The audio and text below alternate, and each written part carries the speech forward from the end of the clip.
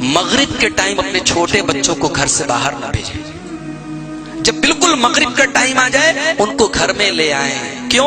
کیوں کا جواب اس حدیث کے اندر موجود ہے. صحیح بخاری کی روایت اور صحیح مسلم کے اندر بھی یہ روایت موجود ہے. اللہ کے پیارے حبیب صلی اللہ علیہ وسلم فرماتے ہیں اذا استجنح الليل او جنح الليل فكفوا صبيانكم.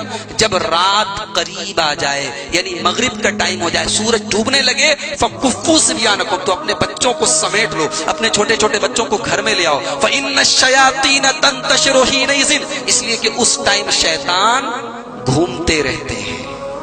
فَإِذَا ذَهَبَ سَاعَةٌ مِّنَ الْعِشَاءِ, جب مغرب کا وقت ہو جائے, نماز وغیرہ ہو جائے, تھوڑا عشاء کا ٹائم آ جائے, اب اس کے بعد آپ کے بچے کہیں پہ اتنی دیر کے لیے بچوں کو گھر میں سمیٹ لیں.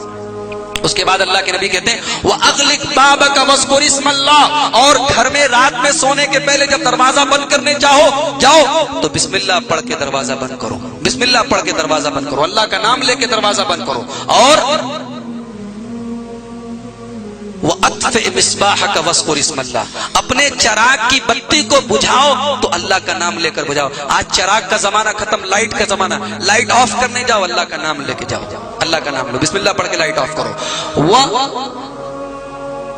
وَأَوْقِ سَقَّاءَكَ, اور اپنے پانی پینے کے برتن کو ڈھانپ دو رات میں اللہ کا نام لے کے. وَخَمِّرْ إِنَاءَكَ وَلَوْ تَعْرِضُ عَلَيْهِ شَيْئًا, اور اپنے برتن کو کسی چیز سے ڈھانپ دو, چاہے کسی بھی چیز سے ڈھانپ دو, برتن کو کھلا مت چھوڑو رات کے ٹائم.